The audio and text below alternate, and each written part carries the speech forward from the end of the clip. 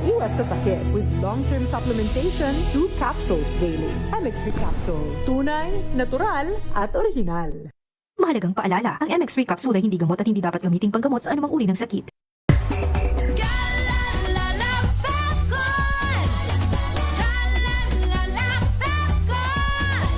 Ang bango ng sampayan, tara na magsayawan! Calefabcon, amoy nakaka-joyful!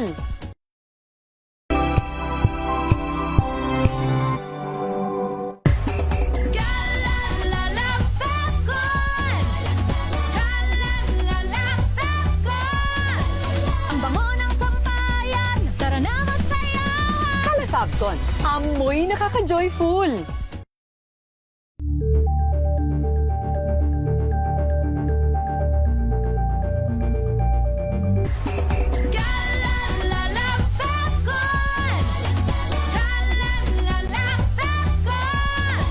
Ang bango ng sampayan, tara na magsayawan! Calefabcon, amoy nakaka-joyful!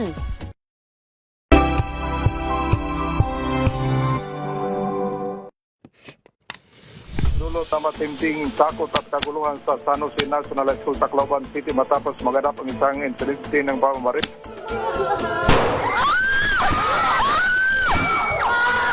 Maabot na sa 4, tatlo yung mga balagita at isang binata. Konfirmadong nasawi. Can we say that actually someone is at fault here? I think definitely there will be people at fault. So number one, I think just to put it out there talaga, yung mga adults surrounding the child, the fact that they were able to get access, na may access sila sa barel. Eh, yung bata na yan, nakamatay yan eh! Nakamatay yan! Nakamatay yan ang tao! So ano? Ibababahay pag-asa lang yun? I think walang may isang sagot kung paano talagang bibigay yan. Kasi, of course, we can imagine all these parents are probably feeling I can never forgive. Hindi ko kayang ipagpatawad o magpatawad sa mga taong ito kahit mga bata pa to. And karapatan nila maramdaman yan. Instead, mas palakasin, mas palalimin pa ang ating mental health services, ang ating community mental health services, ang ating family development services.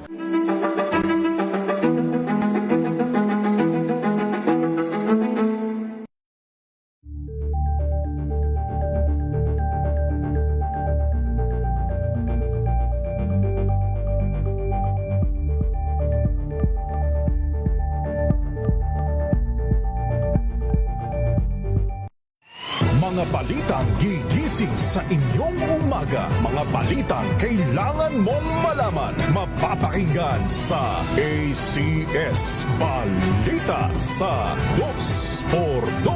Kasama sina Anthony Taberna at Jerry Baha. Lunes hanggang Biyernes.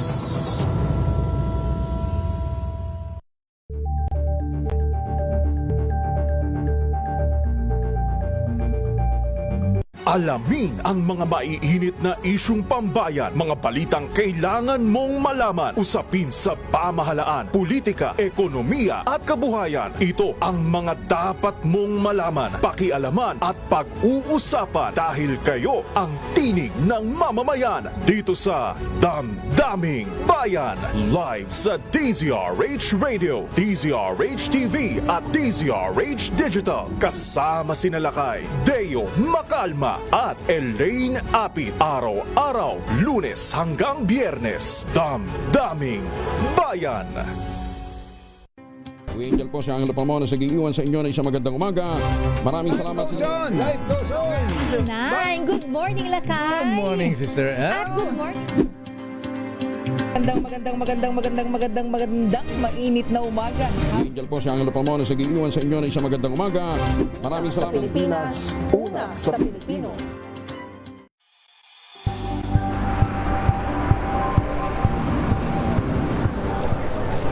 Pa rin ang ating mga eksperto. Dito lang sa Expert Opinion. Ito ang The Better News. TNVS. Trending and Isang value show. kwento, iba't ibang anggulo. Dito, sa Point. Bawat pananagutan ating tatalakayin dito sa Hoy. Bawal yan. Filipino, dito lang sa Music, Matchable Entertainment and Lifestyle. Ito ang MBC TV Network News. Una sa Pilipinas, una sa Pilipino. Ngayong 27 taon ng kauna-unahan, DZRH. Tayo ay iisa. Ikaw, kayo, tayo. Iisa ang radyo. Tayo ay iisa. Iisa ang nag-uugnay. Iisang radyo ang pinakikinggan. Tayo ay magkaisa dahil tayo ay Pilipino. DZRH 87 tayo. Saan ka man sa mundo, tayo iisa. Tayo Pilipino. Serbisyong tapat sa iyo, DZRH.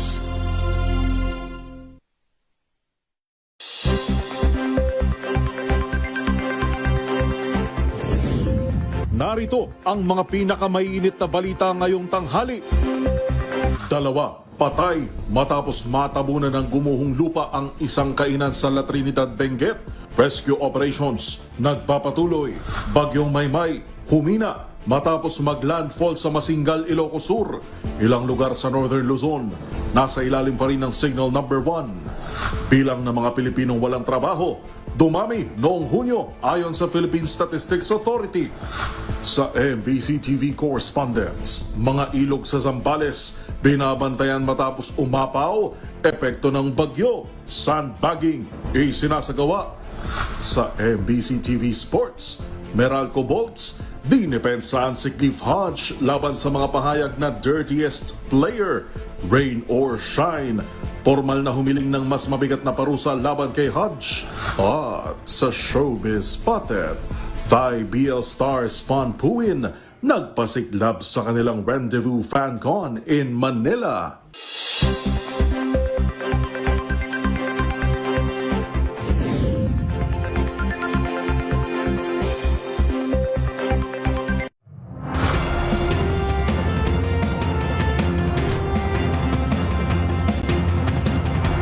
Bawat balita, makabuluhan.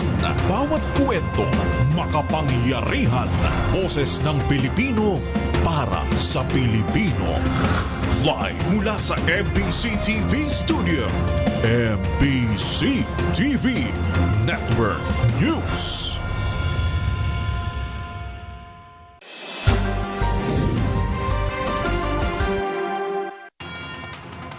Pilipinas, una sa ating mga balita, 2 individual ang patay matapos mabagsakan ng gumuhong lupa o landslide ang isang kainan sa La Trinidad, Benguet. Dulot ito ng patuloy na pag-uulan dahil sa bagyong Maymay at habagat kung saan nagpapatuloy pa rin ang rescue operations. Una sa balita, si Romy Gonzales. Romy? Kumitil ng 2 buhay ang nangyaring pagbuo ng lupa na bumagsak sa isang kainan sa Perimeter Road, Silan Pater, sa La Trinidad, Benguet. Nangyari ang trahedya pasado alas 8 kaninang umaga, kasabay ng tuloy-tuloy na pagbuhos ng ulan na dulot ng masamang lagay ng panahon. Ayon sa report, 7 kataong nasa loob ng kainan nang bigla umanong mabagsakan ng gumuhong lupa. Ligtas na nakalabas ang 4 na katao habang 3 ang natrap sa loob. Mabilis na nag-responde ang iba't ibang rescue group sa La Trinidad para i-rescue ang 3 individual na natrap sa loob ng kainan. Isa sa 3 natrap na sa landslide ang nakaligtas at kagad na sinugod sa paggamutan, subalit sinabing palad naman ang 2. Kinumpirma ni La Trinidad Mayor Roderick Kawingan na nasawi ang 2 biktima na pawang residente sa Kapangan, Benguet at nagtatrabaho sa Silan.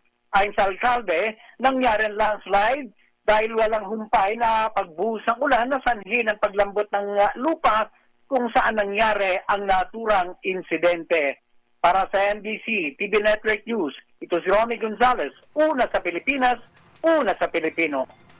Maraming salamat, Romy Gonzales.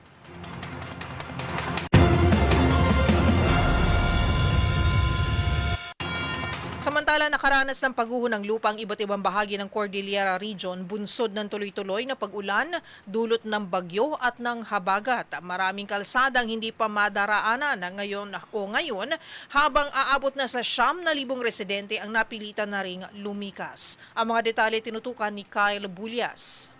Kaliwat ka ng pagguho ng lupa ang nararanasan sa iba't ibang lugar sa Cordillera mula pa nung weekend dahil sa tuloy-tuloy na mga pag-ulan sa bansa. Sa Kalinga Province, hindi nadaraanan ngayon ang Mountain Province boundary Kalanan Pinukpok Abot Road sa Barangay Luplupa sa Tinglayan, gayon din ang Balbalan Pinukpok Road sa Taga Pinukpok dahil sa soil collapse. Sa bahagi naman ng Benguet, natabunan din ng lupa ang bahagi ng Governor Badodangwa National Road pero nadaraanan na ngayon ng isang lane dahil sa nagpapatuloy na clearing operation. Samantala, apektado naman ng mud flow ang Mountain Province Nueva Vizcaya Road sa Bontoc Mountain Province. Mga malalaking bato naman na nakaharang sa Junction Talubin Barlig Calacad Road sa parehong bayan kaya sarado rin ito sa mga motorista. Ayon sa DPWH Cordillera, nag-deploy na sila ng mga kagamitan sa lugar para magsagawa ng pagsusuri sa kondisyon ng lupa. Sa bahagi naman ng Baguio City, naranasan naman ng pagbaha sa Baguio Bawang Road sa Barangay Irisan pero batay sa latest update ng mga otoridad, possible na muli ang kalsada sa mga sasakyan. Sa report naman ng NDRRMC, umabot na sa higit 9,000 katao ang kinailangang lumikas dahil sa pinagsamang epekto ng bagyong Maymay at hanging habagat kung saan higit 6,000 rito ang nasa mga evacuation center. Pumalo na rin sa higit 80,000 ang bilang ng mga apektadong individual mula sa Ilocos Region, Cagayan Valley, Central Luzon, Bicol Region, Zamboanga Peninsula, Bangsamoro at Cordillera. Samantala, 15 kalsada naman at mga tulay sa buong bansa ang hindi pa rin madaanan dahil sa mga pagbaha at landslide.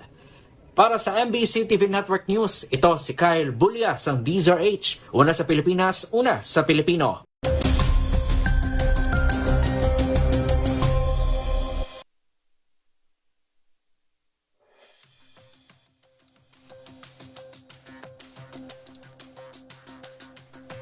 Samantala, sa kalagayan naman ho ng ating panahon, ating alamin ang live update mula sa takbo pa rin ng Bagyong Maymay matapos na humina at kanina nga po madaling araw ay naglandfall.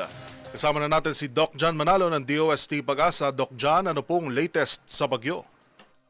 Good morning din po. Good afternoon, Sir Yuvel and Ma'am Karen at ganoon din sa mga taga-subaybay natin dito sa DZRH. Ito pong si Bagyong Maymay ay humina na nga po sa tropical depression. Ibig sabihin, signal number 1 na lang, yung pinakamataas natin na itataas na tropical cyclone wind signal. At ito ay nasa vicinity ng Tanudan, Kalinga at from 60 km per hour na maximum sustained winds ngayon ay 55 km per hour na lamang at yung gustiness niya o yung pagbugso na from 110 ngayon ay 90 km per hour na lamang. At yung mga nakataas sa signal number 1 ay yung mga probinsya ng southern portion ng Babuyan Islands at kasama din yung Ilocos Norte, Ilocos Sur, La Union, northwestern portion ng Pangasinan, probinsya ng Apayao, Abra, Kalinga, Mountain Province, Ifugao, Benguet, Mainland Cagayan, Isabela, Quirino, Nueva Vizcaya at northern and central portions ng Aurora. Pagdating naman sa mga pag-ulan ay mataas pa rin yung chance ng mga pag-ulan, patuloy pa rin na mararanasan natin. Actually may naka-orange sa atin no, yung Benguet at La Union Province na heavy rainfall warning at sa mga susunod din na araw magpapatuloy yan. Hindi lang dun sa dalawang probinsya na binanggit natin ay ganoon din dito sa Northern Luzon, Central Luzon at ganoon din dito sa Metro Manila at karating nitong mga probinsya. By the way, sa Metro Manila naman, naka-yellow heavy rainfall warning tayo. At yan po yung ating update. Sir John? Yes po, Ma'am Karen. Yes, sir, paulit naman kung anong araw ang ating taya na lalabas ng Philippine Area of Responsibility, itong si Maymay, at kung meron pa, kumbaga, binabantayan na sama ng panahon sa labas po ng ating PAR. Sir John. Opo, salamat po Ma'am Karen. No? Itong si Bagyong Maymay po ay kung mapapansin din natin, weirdo po yung kanyang track. No? Actually, sa kasalukuyan pa southeast yung kanyang direction papunta dito sa probinsya ng Isabela. Pero yung nagko-contribute dito sa kanyang weirdong track o movement ay itong nasa labas ng Philippine Area of Responsibility. Unahin ko lang po muna yung tanong, kailan po lalabas ito ng PAR? Actually, hindi po siya lalabas, but rather magdi-dissipate o malulusaw. Ngayon po, tropical depression ito, pero habang binabaybay niya yung mga lugar palabas sa ating landmass, ay eventually, ay mamayang gabi ay posible na maging low pressure area na lamang ito hanggang sa ito ay malusaw. And then, going back po dun sa binabanggit natin kanina na nasa labas ng PAR, ito po ay may international name na Dolphin. At ito rin po yung nagko-contribute, kaya naman kahit hanggang sa weekend ay makakaranas tayo ng tuloy-tuloy na mga pagulan, lalo na sa western section ng Luzon, dahil itong si Dolphin ay patuloy na humihila ng habagat. At sa ating pong latest na update dito ay nasa layong 1,325 kilometers ito, east-northeast ng extreme northern Luzon. Yes po. Okay, maraming salamat, Sir John Manalo. Maraming salamat din po, Ma'am Karen at Sir Yuel at ganoon din sa ating mga taga-subaybay. Mag-ingat po tayo.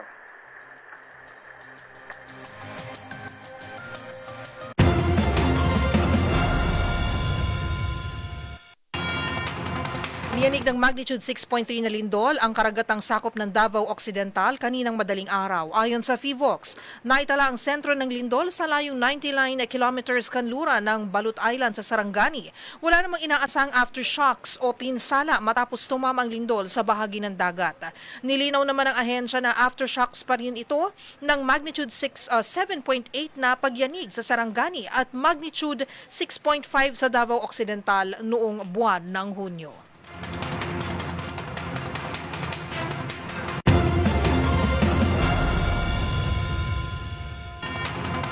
Sa iba pang balita, sa pagtatanong ng Senator Judges, inusisa kay dating COA ICFAO Auditor Roderick Wamil ang kahalagahan ng official receipts sa mga naging paggamit ng confidential funds ni Vice President Sara Duterte. Na-question din ito tungkol sa pananagutan ng Vice Presidente kung saan git ni Wamil responsibilidad ng puno ng ahensya na tiyakin na nagagastos ng tama ang kanyang confidential funds. Ang mga naging kaganapan, panoorin sa report ni Dustin Bayog. Dalawang auditor ng Commission on Audit o COA ang humarap sa ikalimang linggo ng impeachment trial laban kay Vice President Sara Duterte. Kaugnay pa rin yan sa Article 1 o misuse of confidential funds sa tanggapan ni VP Sara at ng Department of Education kung saan nagsilbi ito bilang kalihim na umano'y lumabag at hindi compliant sa Joint Circular 2015-01. Sumalang sa pagtatanong mula sa Senator Judges, ang dating COA ICFAO Auditor na si Roderick Wamil kung saan muli idinin ito na bigo si Vice President Sara Duterte sa pagliquidate ng kanyang confidential funds sa kanyang tanggapan. Ipinahayag ni Wamil na walang ipinasang anumang official receipt o sales invoice sa mga biniling bagay ang Vice Presidente bilang patunay na ilitimong ginamit ang confidential funds. Sa halip, tanging mga acknowledgement receipts lamang ang pinasa ng Vice kung kaya nagkaroon ng presumption o palagay na nagamit sa personal na layunin ang pondo na mula sa taong bayan. Pag-aamin din ni Wamil, ito ang unang beses na puro acknowledgement receipts lamang ang pinasa ng isang ahensya. Sa experience mo dun sa December 21 to 31, masasabi mo bang standard practice yan ng iba pang mga ahensyang iyong na-audit? Hindi ko po siya masasabing in standard practice since ito po yung kauna-unang beses na puro AR po yung sinamit sa amin. So first time sa iyong 10 years na puro AR lang at walang sales invoice at walang official receipt. Opo, at ganun po kadaming AR kaagad yung sinamit. At 125 million, no? Na walang sales invoice at walang official receipt. Yes po, Your Honor. Dito rin sumentro ang pagtatanong ni Senator Risa Ontiveros patungkol naman sa evidence of success for rewards payments na ayon kay Wamil ay hindi rin nakapagpasa o kulang ang dokumento ng bise para mapatunayang lehitimo ang mga ginastos.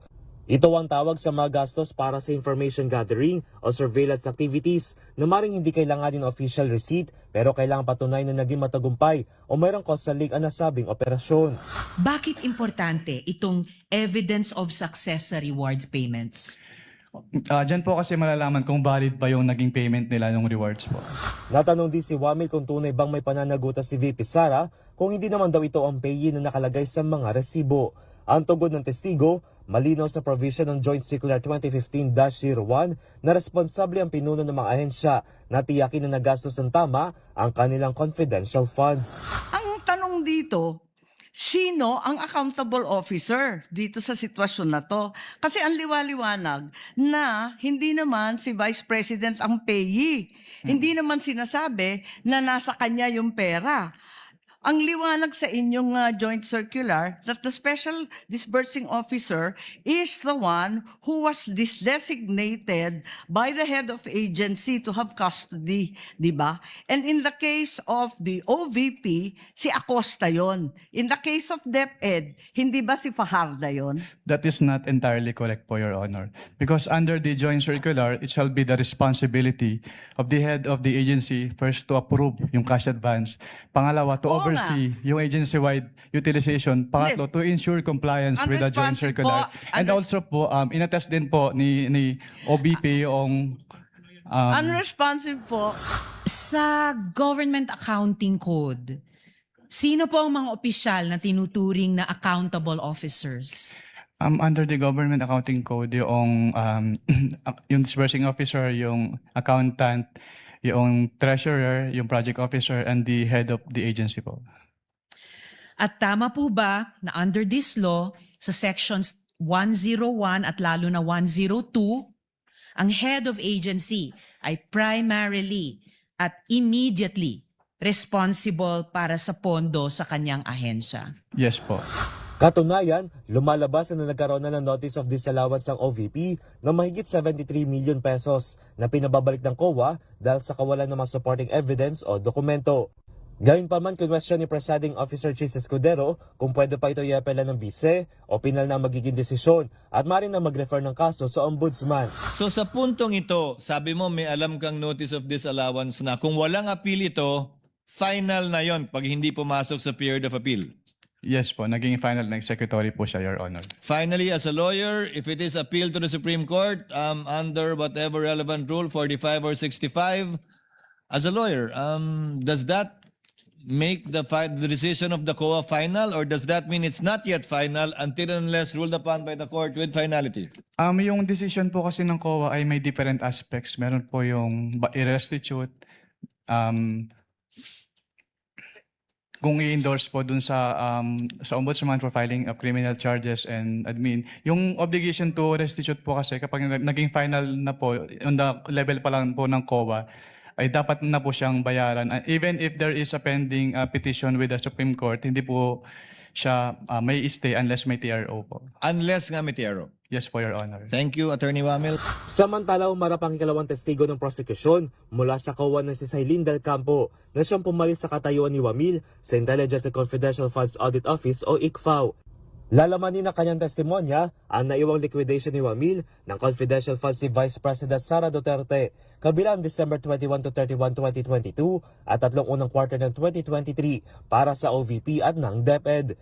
Ipagpapatuloy ito sa darating na Lunes, kasunod ng desisyon ng Senate Impeachment Court na katigan ng hiniling na judicial notice ng prosecution sa naging pagdinig noon sa Kamara ng Committee on Justice sa paghanap ng probable cause laban sa Vice Presidente.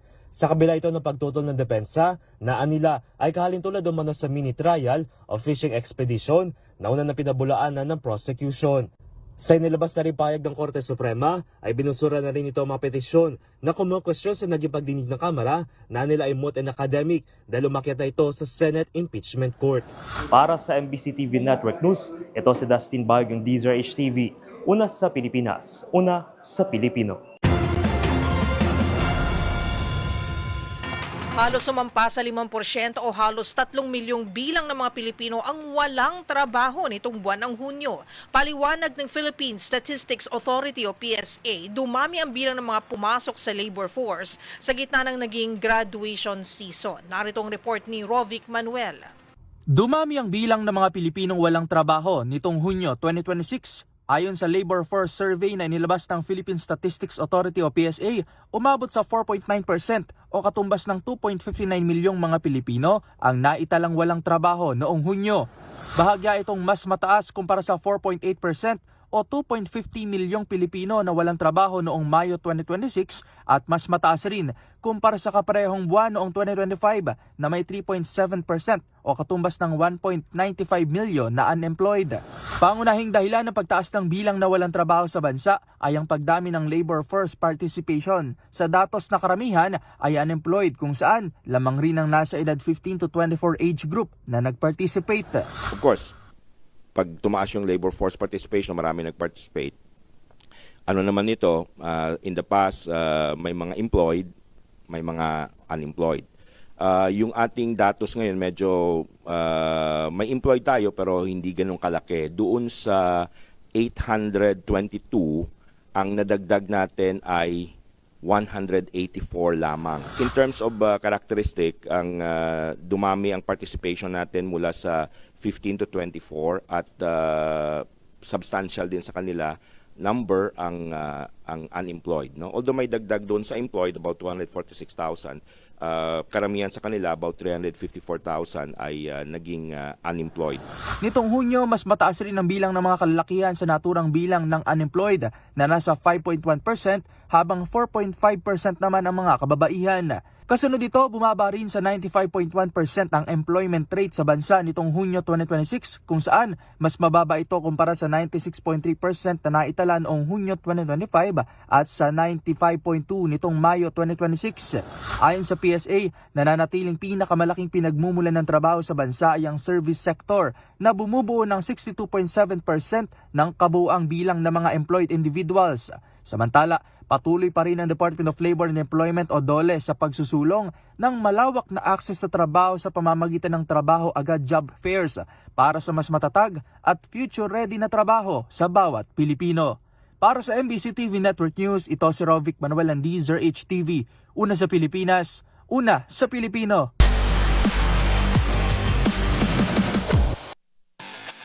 Sa mundo ng basketball, umabot na sa tanggapan ng PBA Commissioner ang issue sa kontrobersyal na banggaan ni Cliff Hodge at Adrian Nocum matapos formal na humiling ang Rain or Shine Elasto Painters ng mas mabigat na parusa laban sa Meralco veteran. Samantala, nanindigan naman ng Bolts na incidental contact lamang ang nangyari at walang layuning manakit si Hodge. Ang parehong pahayag ng kupunan sa report ni Matchpoint, Mili Borja. Formal na humiling ang Rain or Shine Elasto Painters sa PBA ng mas mabigat na parusa laban kay Meralco veteran Cliff Hodge. Kaugnay ng kontrobersyal na insidente nito laban kay Adrian Nocum sa kanilang nakaraang PBA Season 50 Governors Cup matchup. Inilabas ng Elasto Painters sa publiko ang kopya ng liham na isinumite nila kay PBA Commissioner Willie Marshall na nila ay ginawa alang-alang sa transparency. Ayon sa Rain or Shine, hindi nila kinukonsinte ang anumang unprofessional conduct sa PBA at naninindigan sila para sa kaligtasan ng kanilang mga manlalaro. Kinumpirma rin ng koponan na formal nilang itinaas sa tanggapan ng commissioner ang nasabing insidente. Sa kanilang liham, iginiit ng Elasto Painters na hindi dapat ituring na isolated incident ang nangyari kay Nocum. Naniniwala sila na sinadya o mano ni Hodge ang naturang insidente at lumampas na ito sa hangganan ng pinapayagang pisikalidad sa laro. Binanggit din ng koponan ng mga naunang insidenteng kinasangkutan ni Hodge, kabilang ang pagkakasugat ni Deo Cuahaw sa parehong conference, pati ang mga nakaraang plays na may kaugnay naman sa Magnolia players na sina Mark Baroka at Xavier Lucero. Iginiit din nila na hindi sapat ang mga naunang multa at suspensyong ipinataw kay Hodge dahil hindi pa rin umano napipigilan ang mga kalintulad na insidente. Bagamat kinikilala nilang pisikal na laro ang basketball, binigyan din ng Rain or Shine na dapat manatiling pangunahing prioridad ng liga ang kaligtasan at sportsmanship. Ang hakbang ng Rain or Shine ay dumating isang araw matapos maglabas ng pahayag ang Meralco Bolts bilang depensa kay Hodge. Matapos muling tawagin ni Rain or Shine head coach Yang Yao ang forward na dirtiest players sa PBA. Sa pahayag ng Meralco, sinabi nitong hindi nila kinukonsinti ang anumang unprofessional conduct, ngunit tinawag nila ang mga pahayag ni Yao bilang unfair, unfounded, at unprofessional. Ipinagtanggol din ng Bolts si Hodge sa pamagitan ng pagbanggit sa kanyang pagiging dating PBA Defensive Player of the Year at maraming beses na pagkakapili sa All-Defensive Team. Ayon sa kupunan, ang pisikal na estilo ng paglalaro ni Hodge ay nakabatay sa matinding depensa at hindi sa layuning manakit. Kaugnay ng insidente kay Nocum, iginiit ng Meralco na sinubukan lamang ni Hodge na kumuha ng offensive foul sa pamamagitan ng pagsiset ng charge at ang naganap na banggaan ay hindi sinasadya kundi isang incidental contact. Naganap ang insidente may 4 minutes and 6 seconds pang natitira sa fourth quarter ng laban habang lamang ang Rain or Shine at 66-63. Sa ngayon, wala pa ring formal na pahayag ang PBA kaugnay sa insidente. Para sa MBC TV Network News, ito si Mili Borja ng DZRH-TV, una sa Pilipinas, una sa Pilipino. Narito mga balitang dapat ninyong abangan. Number coding scheme sa Metro Manila suspindido dahil sa sama ng panahon. Pasok sa eskwela tanggapan ng gobyerno kanselado. Sa MBC TV Global, Russia muling nagkasanang missile attack laban sa Ukraine. 17 patay. At sa Showbiz Spotted, Grand Coronation Night ng Reyna Filipinas. Kasado na bukas. Lahat ng yan sa pagbabalik ng MBC TV Network News.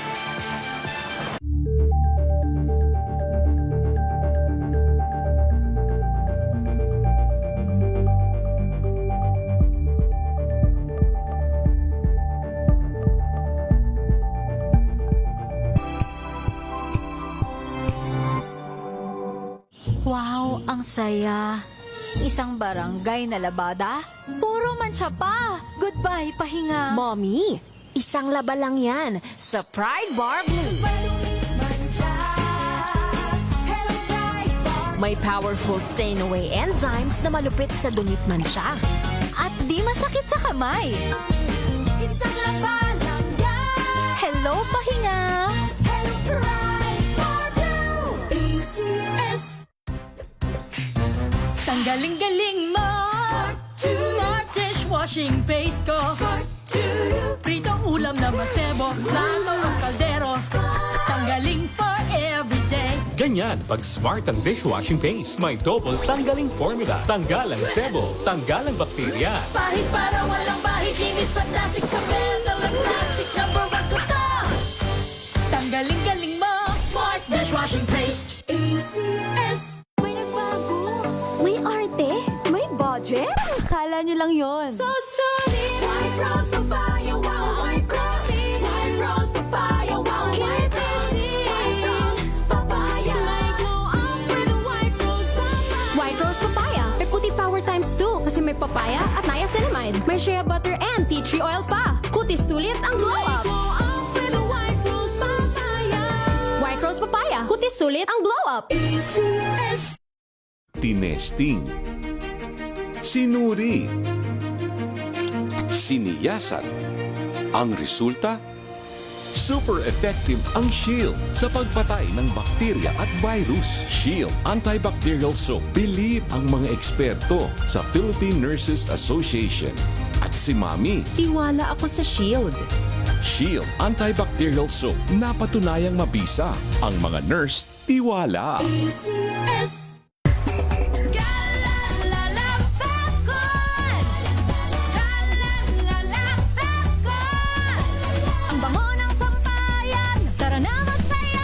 Calefacton, amoy nakaka-joyful. Oh, so good. Komeo, so tanghon. So bagay sa bawat celebration. So easy, so dummy. Komeo, so tanghon. Kumeya Sotanghon. So good. Sotanghon.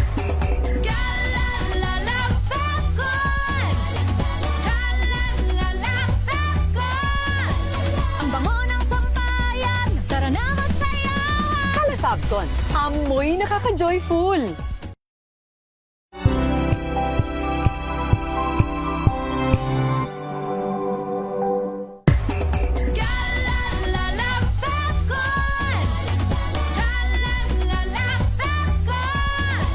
Ang bango ng sampayan. Tara na magsayawan. Calefacton, amoy nakaka-joyful.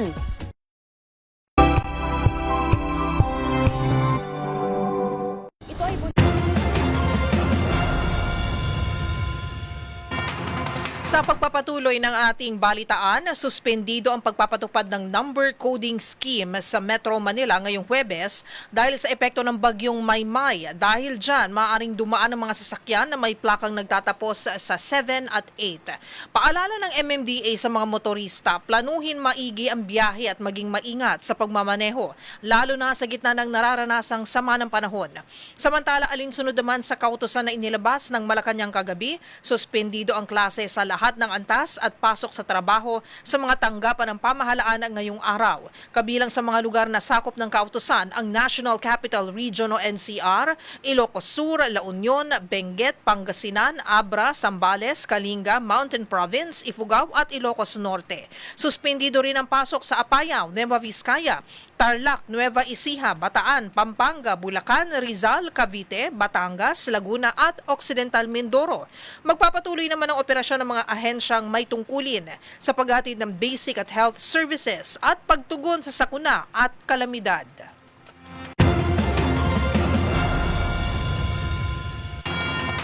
Dumipensa ang Department of Health o DOH sa nagpapatuloy na review ng 3 bilyong pisong procurement ng mga gamot at kagamitan para sa sakit na tuberculosis o TB.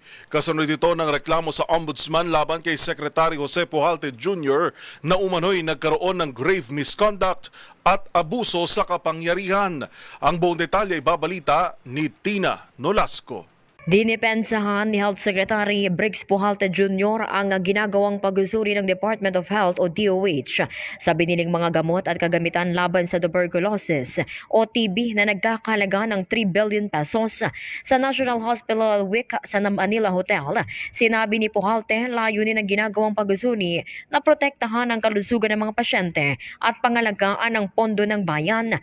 Pagitiyak naman ng kalihim, handa siyang makipagtulungan sa anumang investigasyon ng Office of the Ombudsman matapos siyang sampahan ng reklamong grave misconduct, grave abuse of authority at conduct to the best interest of the service at paglabag sa Anti-Graft and Corrupt Practices Act.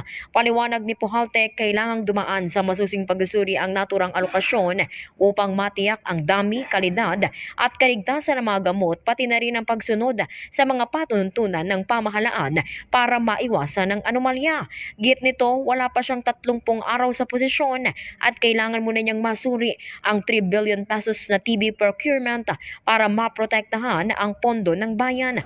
A 3.2 billion contract on anti-TB meds. I said, wait, give me time to review it because this is not my money. This is the money of DOH. This is the money of the country.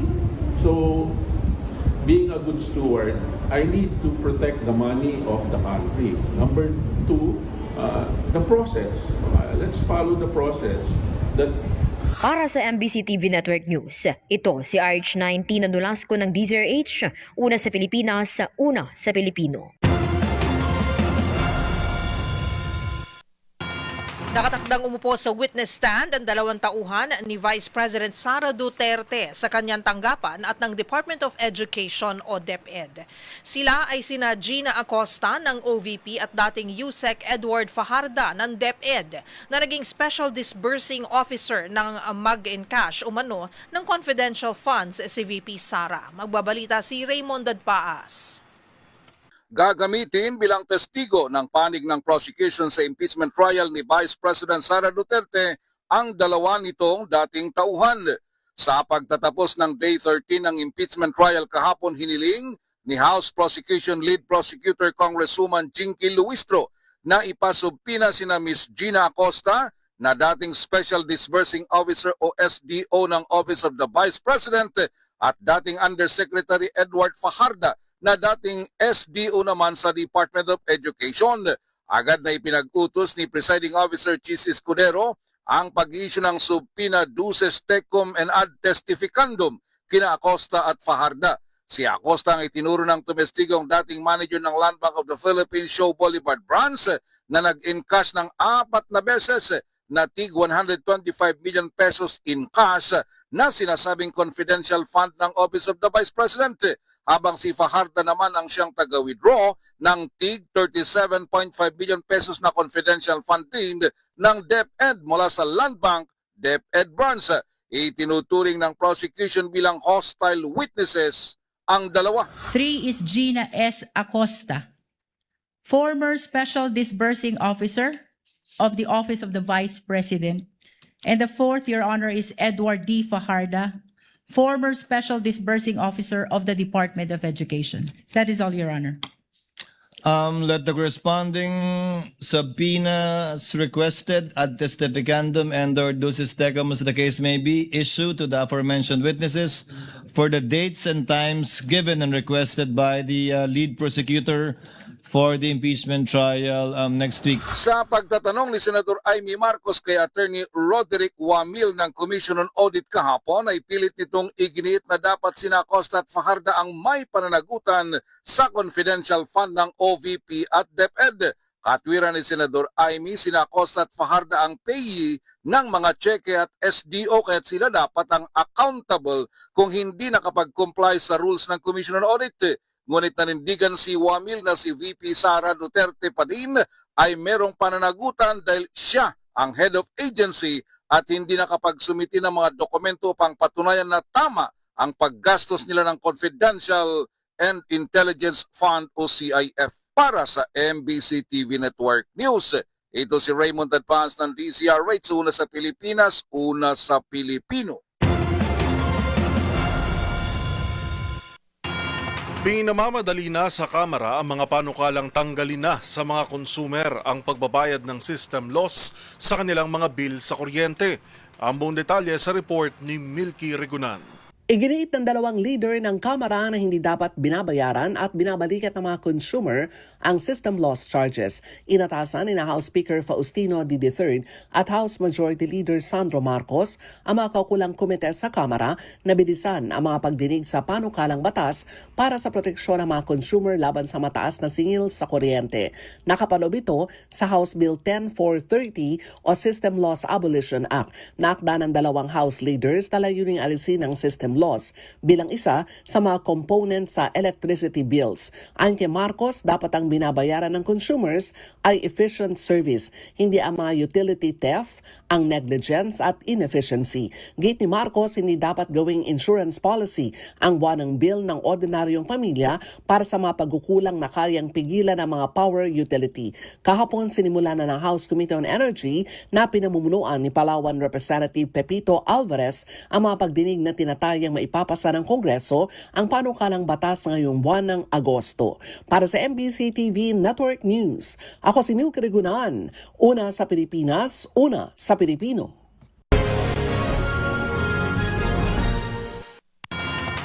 Aabot sa 17 katao ang nasawi sa ikinasang magdamag na missile strike ng Russia sa Ukraine. Yan at ang iba pang mga napapanahong balita mula sa iba't ibang panig ng mundo sa Global Headlines Report ni James Galange. Balita mula sa Ukraine, nagkasanang magdamagang pag-atake ang Russia sa capital city nito na Kiev kung saan aabot sa 17 nasawi at sinisisi sa kakulangan ng missile receptors ng Ukrainian Army. Ayon kay Ukrainian President Volodymyr Zelensky, maraming buhay sana ang nailigtas kung natulungan lamang sila ng mga kaalyadong bansa na suplayan ng mga missile at air defense equipments. Tinatayang nasa 8 missile sites ang tinarget ng Russia, kabilang ang isang warehouse facility sa lungsod ng Brovary, habang mayigit 100 ballistic missiles ang pinakawalan sa nasabing pag-atake. Samantala, balita naman mula sa Spain. Mula 67, umakyat na sa 72 ang bilang ng mga migranteng namatay matapos tangkain ng paglangoy at pagtawid sa 13 kilometrong dagat mula Morocco patungo sa North African enclave ng Espanya na Ceuta. Magugulit ang tinatayang umaabot sa 60,000 migrante ang tumawid patungo sa Ceuta, subalit karamihan sa kanila ay naibalik na rin sa Morocco sa tulong ng mga naval patrol na idineploy ng Spain upang mapanatil ang seguridad sa nasabing lugar. At sa iba pang balita, inihayag naman ni United States President Donald Trump na kasalukuyang positibo ang umaarangkadang negosasyon sa pagitan ng Iran at Oman, kabilang sa pinag-uusapan ay ang muling pagbubukas ng Strait of Hormuz. Ayon kay Trump, isa sa mga problema ang pahirapang makipag-usap kay Iranian Supreme Leader Mujtaba Khamenei dahil hanggang sa ngayon ay di pa rin ito nagpapakita sa publiko. Gayunman, sinabi ni Iranian President Masoud Pezeshkian na ang presensya ng kanilang Supreme Leader nagsisibing malaking pinagkukunan ng lakas at inspirasyon upang may pagpatuloy nila ang kanilang mga layunin. At yan naman nakalap nating balita mula sa iba't ibang panig ng mundo. Para sa MBC TV Network News, ito si James Galange ng DZRH TV. Una sa Pilipinas, una sa Pilipino.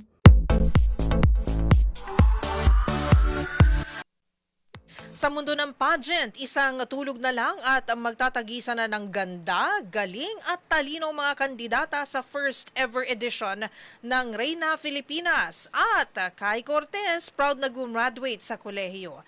Say ng actress-politician, 20 years in the making ang mga bigating hurado sa Grand Coronation Night ng Reina Filipinas at kursong tinapos ni Kai sa report ni Showbiz Angel. Kasado na bukas, August 7, ang puksaan ng 21 kandidata sa first ever edition ng Reina Filipinas pageant. Ang Grand Coronation Night nakatakdang ganapin sa Newport Performing Arts Theater.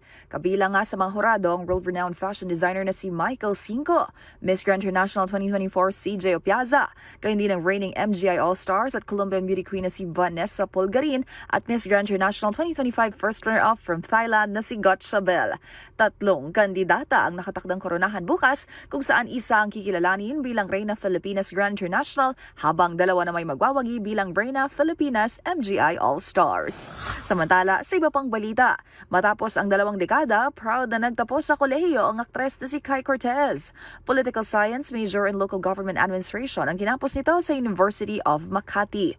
Kasabay nga niyan ay nagpasalamat si Kai sa naturang oportunidad na makabalik eskwela ang mga tulad niyang working mom. Bagamat 20 years in the making, sana'y proud daw ang kanyang ina ina at amang veteran actor na si Rez Cortez sa nakamit niyang tagumpay. Maliban sa pagiging aktres, si Kai ay nagsisilbing konsihala ng Taytay. Para sa DZRH TV 20 Showbiz Angel, una sa Pilipinas, una sa Pilipino.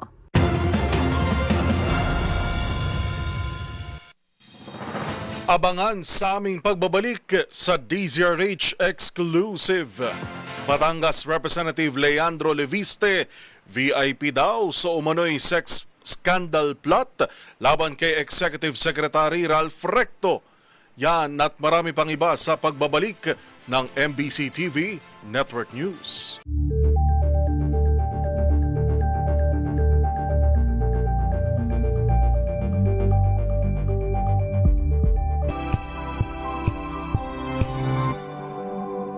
Hello, Washi! Laundry day na naman! Yay! Anong meron? Mancha ng chocolate, putik, may libag pa! Kaya natin yan! With Pride Washing Machine Detergent, may triple stain-away formula. Tanggal ang makapit, madikit, at madupit na dumit mancha. Kaya easy-easy ang labada. Mula noon hanggang ngayon! All you need is pride. All you need is pride. ACS. Maulan man, no worries na amoy kulong ang damit. Charm Fabcon. Bangong kumakabloom. Tanggal amoy kulong sa bango ng Charm. Kaya gamit ko, Charm Fabcon with Bloom Fresh technology. Kills 99.9% of kulob-causing bacteria. May aroma burst pa of thousands of flowers and berries. Ang sampay sa loob, no amoy kulob. Bangong kumakabloom sa Charm. Charm Fabcon. ACS. Sa lahat ng bagay, simula pa lang, siguraduhing max protection na. Kasi pag kulang ang proteksyon, baka madaling masira. Sa ngipin, dapat may max protection din. Max ang alaga ng unique toothpaste. With Max Protect formula, helps stop cavities before they start, while keeping breath fresh. Try unique maximum fluoride protection. Para max alaga, max protektado. ACS.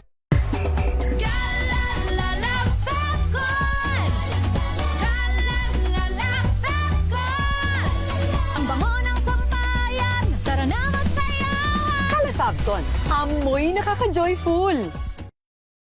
God has helped us really develop that attitude of gratitude because we have so much to be thankful for being here in Canada. So we are here with MX3. I get to be so active in sports, but also doing this line of work. Even when we travel, when we bring MX3 with us, it's really helping us a lot. It's a must-have. Yeah. We never leave home without it. MX3 is our supplement of choice. Dito kami bilib. Mahalagang paalala, ang MX3 capsule ay hindi gamot at hindi dapat gamiting panggamot sa anumang uri ng sakit.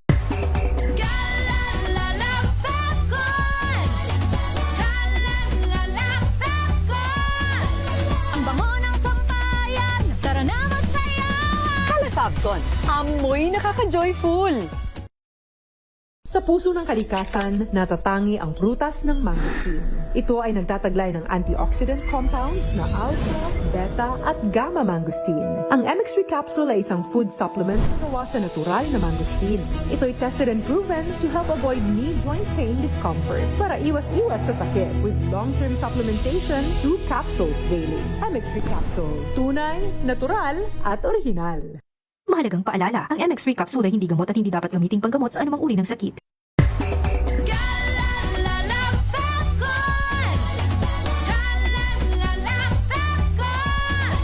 Ang bango ng sampayan, tara na magsayawan. Fabcon, amoy nakaka-joyful!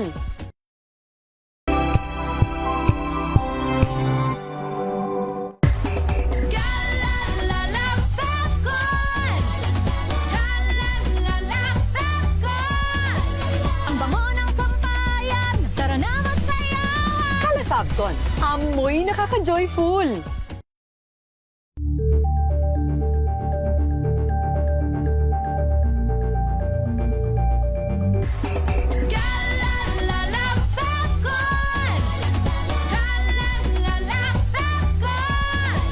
Ang bango ng sampayan, tara na magsayawan. Fabcon, amoy nakaka-joyful!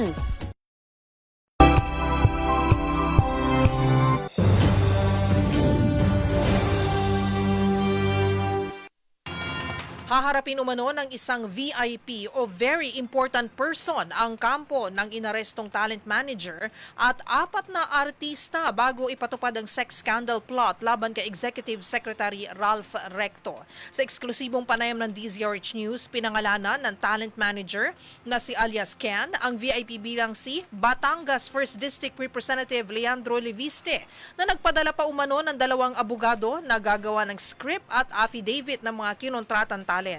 Ayon kay alias Ken, nagpakilala mga itong kinatawan ni Leviste at ang mga nag-aasikaso ng kanilang pagkain at accommodation. Tinawag din anya ni dating Congressman Jing Paras na VIP si Leviste at makahaharap din umano nila ito sa tamang panahon. One time, may mga nasabi sila na in time makakaharap din naman. Yung VIP, makakaharap din naman. Ang sinasabi, kailangan mo na makita yung mga statement. Pero yung during the rehearsal, siguro I think kung recorded nila yun, makikita nila. Basically, ipipresent nila yun kung talagang na mayroong mga hidden camera during the first meeting. Then siguro ready sana sila for the second meeting ng mga hidden camera din siguro. Kaya lang, the problem is hindi ko na dinala yung mga girls during the meeting. Parang ako na lang. Lagi na sinasabi, representative ni representative ni Kong Leviste. Galing from the horse's mouth, galing sa bubig nila. Kailan nilang sasabihin kasi kailan nilang i-prove yun na ang pera manggagaling doon. Kasi yun yung, wala naman silang pangdukot na sarili. Di sana doon pala binigyan nila sa akin. Kung right from the very beginning meeting pa lang, dapat pasindak na sila. Diba? But good thing hindi rin nangyari yun. Okay na rin yun. Puro lang.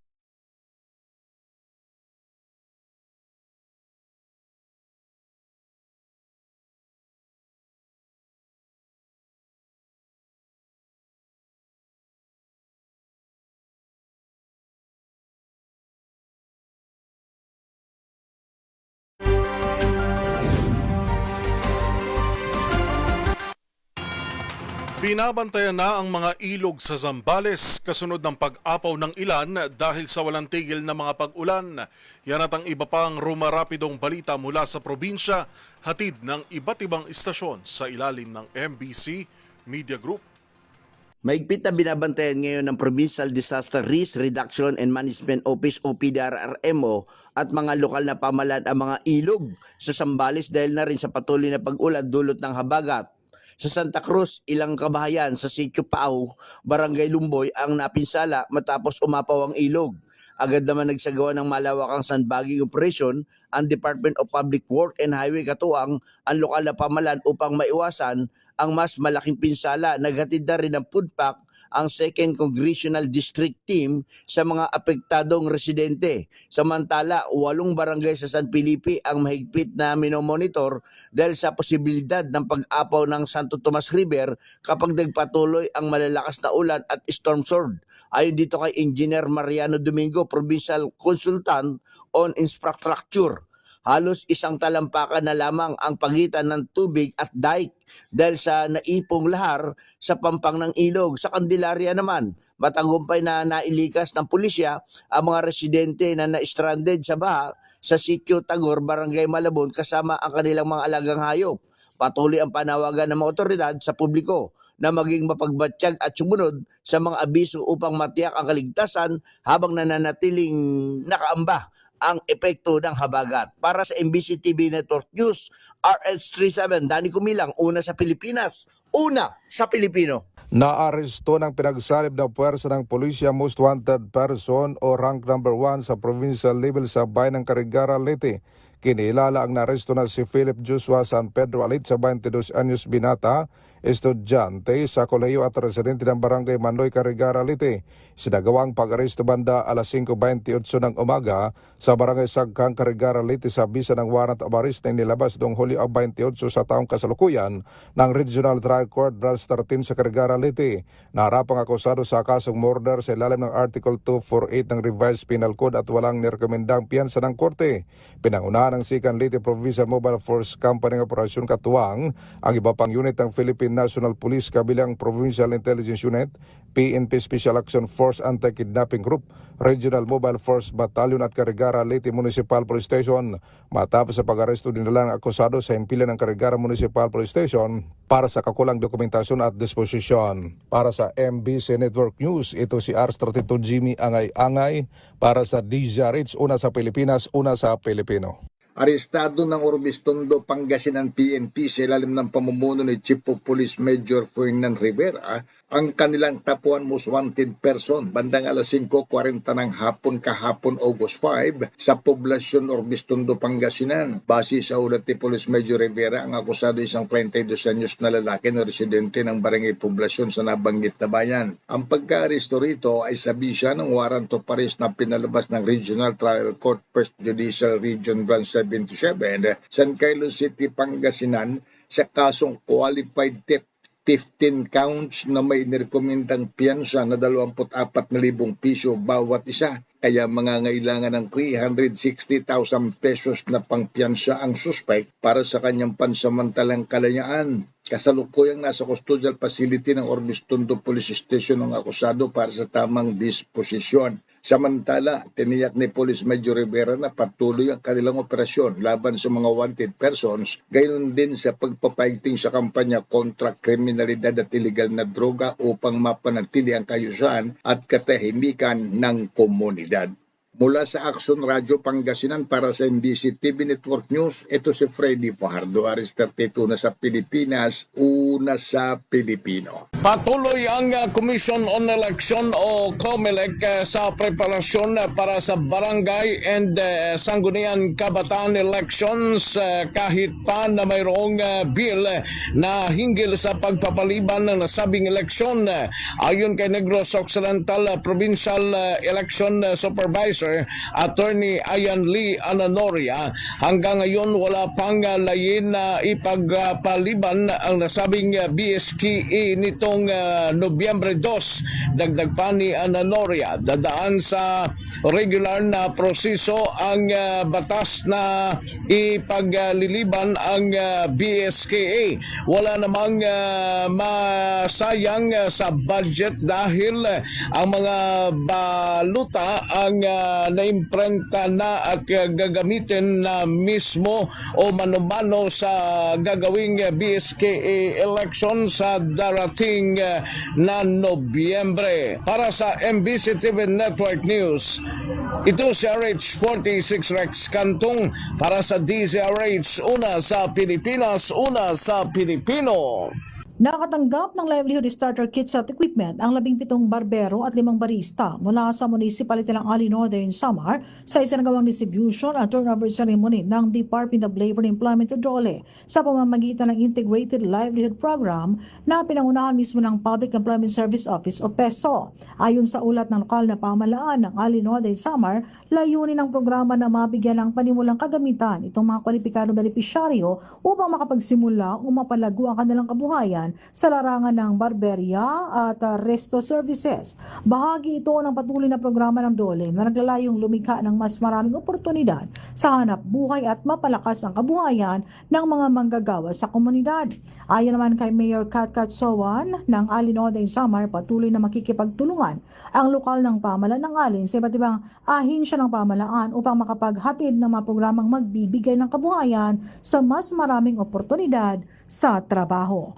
Mula sa MBC TV Network News, RH34 Jane Galit Bantayan ng DZRH, una sa Pilipinas, una sa Pilipino.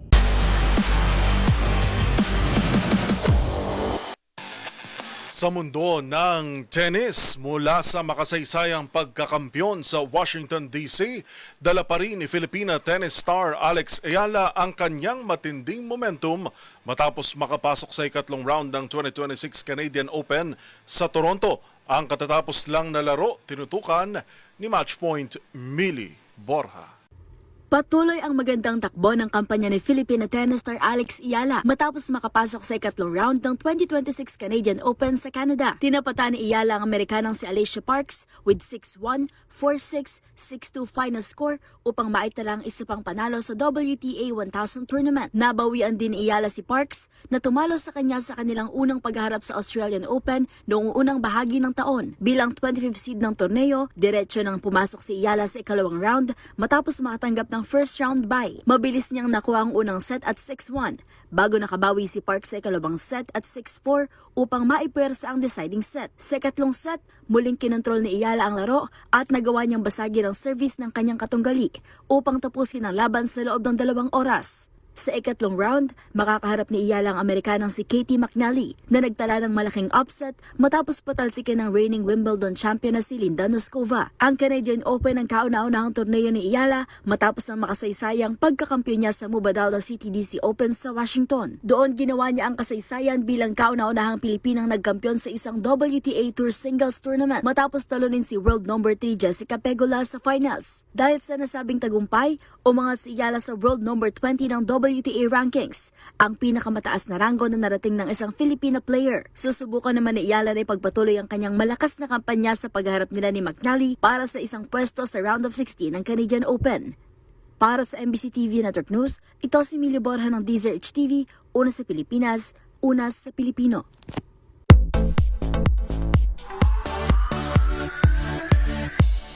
Dangdang Philo na raw Winnies ang nakisingalong at nakisaya sa last leg ng Rendezvous FanCon ng sikat na Thai BL stars na Pond Puwin.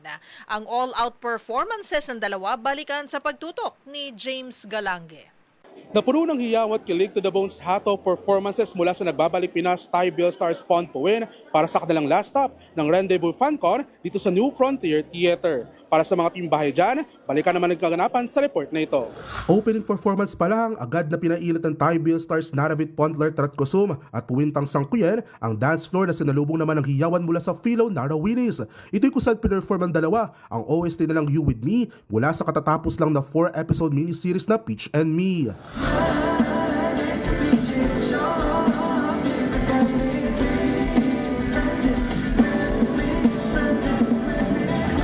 At sinundan naman ang individual performances na sinimulan sa song and dance rendition ni Pond sa Take It Off.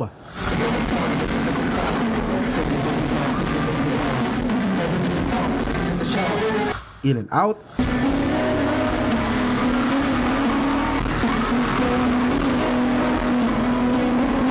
At You're My Star.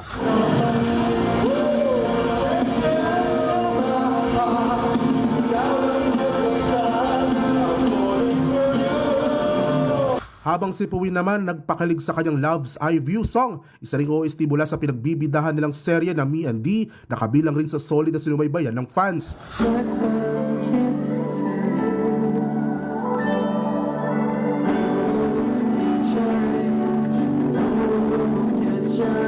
And speaking of Philo Nara Winnies, ano naman kaya ang kanilang say sa naging all-out performance ng Thai BL stars at sikreto o daan para madali silang makakonect sa kanila?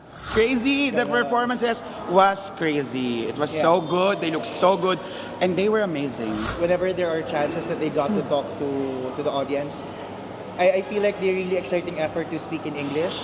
I mean, we can see it na talagang talagang nagko-converse sila through English para at least mas makapag-connect sila sa mga fans.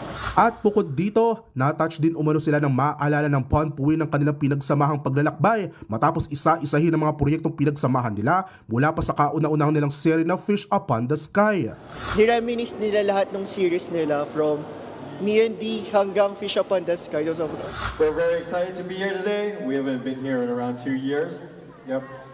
And after this, we will be completing the Rendezvous FanCon, so we are so very grateful to have Manila as our last stop. Lubos naman ang pasasalamat ng Thai BL stars para sa muling mainit na pagtanggap ng mga Pinoy matapos ang 2 taon na huli silang bumisita rito sa Pilipinas. Nakatakda naman ngayong August 21 to 23 ang kanilang Pond Puwin Space Soul DC concert sa Impact Arena sa Bangkok, Thailand. We love you, Puwin! Para sa MBC TV Network News, sa ngalan ni Angelica Cosme, ito si James Galange ng DZRH TV. Una sa Pilipinas, una sa Pilipino.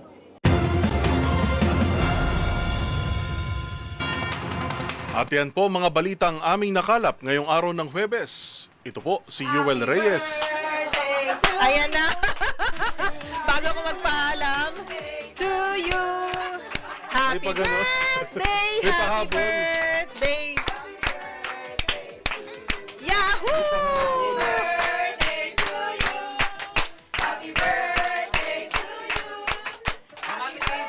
Ay, punta doon.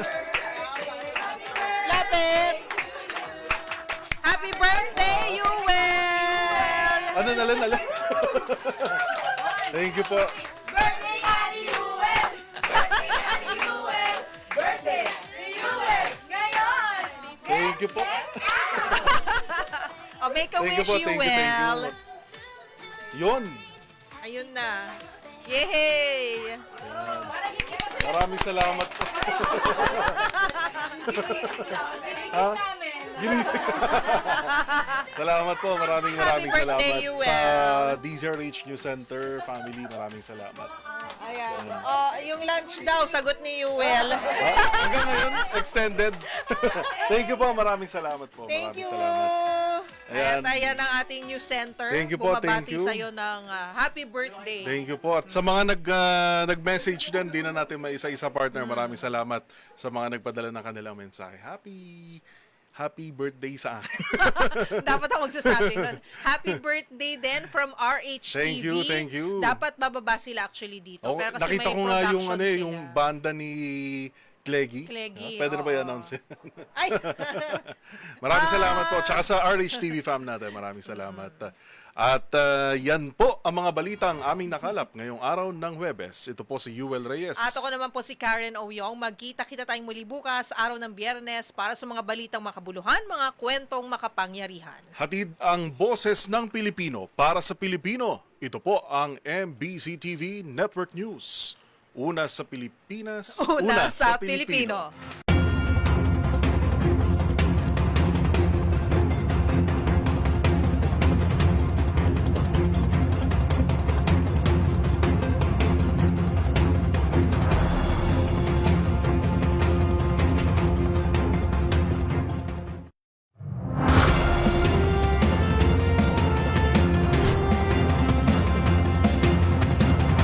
Bawat balita, makabuluhan. Bawat kwento, makapangyarihan. Boses ng Pilipino para sa Pilipino. Live mula sa MBC TV Studio. MBC TV Network News.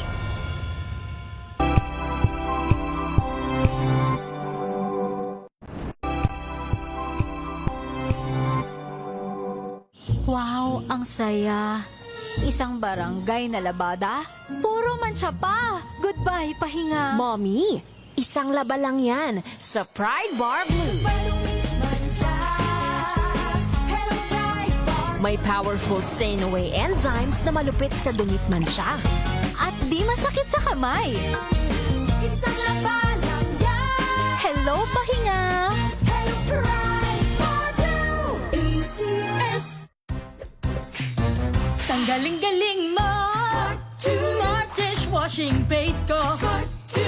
Pritong ulam na masebo. Plato ng kaldero. Tanggaling for everyday. Ganyan pag smart ang dishwashing paste. May double tanggaling formula. Tanggal ang sebo, tanggal ang bakterya. Pahit para walang pahit. Linis fantastic sa metal at plastic. Number 1 ko to. Tanggaling-galing mo. Smart dishwashing paste. ACS. Tinesting, sinuri, siniyasan. Ang resulta? Super effective ang Shield sa pagpatay ng bakterya at virus. Shield Antibacterial Soap. Believe ang mga eksperto sa Philippine Nurses Association. At si Mami. Tiwala ako sa Shield. Shield Antibacterial Soap. Napatunayang mabisa. Ang mga nurse, tiwala. ACS. May arte? May budget?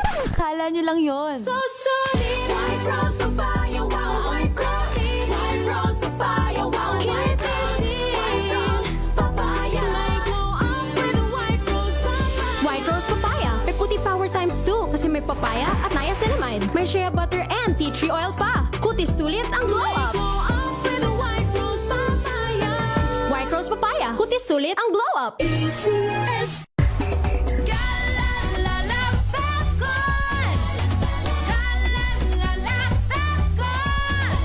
Ang bango ng sampayan. Tara na magsayawan. Calefabcon, amoy nakaka-joyful.